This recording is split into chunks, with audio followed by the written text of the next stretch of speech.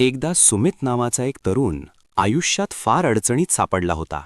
नोकरी जात होती, घरात आजारपण आणि मन पूर्णपणे खचलेलं. रोज बेवळात जायचा, पण मनात प्रश्न एकच, देव खराच ऐकतो का? एका गुरुवारी तो श्री स्वामी समर्थांच्या मंदिरात गेला.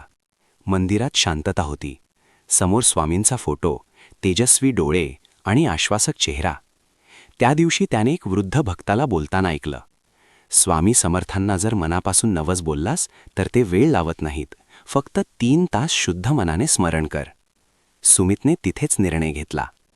त्याने हात जोडले आणि हळू आवाजात नवस बोलला, श्री स्वामी समर्थ, माझी इच्छा पूर्ण झाली तर मी तुमच्या नावाचा जप करीन आणि गरजूला मदत करीन. तो मंदिराच्या एका कोपऱ्यात बसला, फोन बंद केला, डोळे मिटले. पहिला तास मनात शंका आल्या. दुसरा तास जुन्या दुःखांची आठवण झाली, डोळ्यात पाणी आलं. तिसरा तास तो फक्त एकच मंत्र म्हणत राहिला, श्री स्वामी समर्थ, श्री स्वामी समर्थ. अगदी 3 तास पूर्ण होताच मंदिराबाहेर घंटा वाजली. त्याच क्षणी सुमितचा फोन वाजला. समोरून बातमी आली, तुमची मुलाखत सिलेक्ट झाली आहे, आजच जॉईनिंग आहे.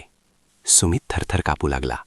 तो परत स्वामींच्या चरणांपाशी गेला, डोकं टेकवलं आणि म्हणाला, स्वामी, मी शब्द बोललो, पण तुम्ही आधीच ऐकलं होतं. त्या दिवशी सुमितला कळलं, नवस शब्दांचा नसतो, तो विश्वासाचा असतो.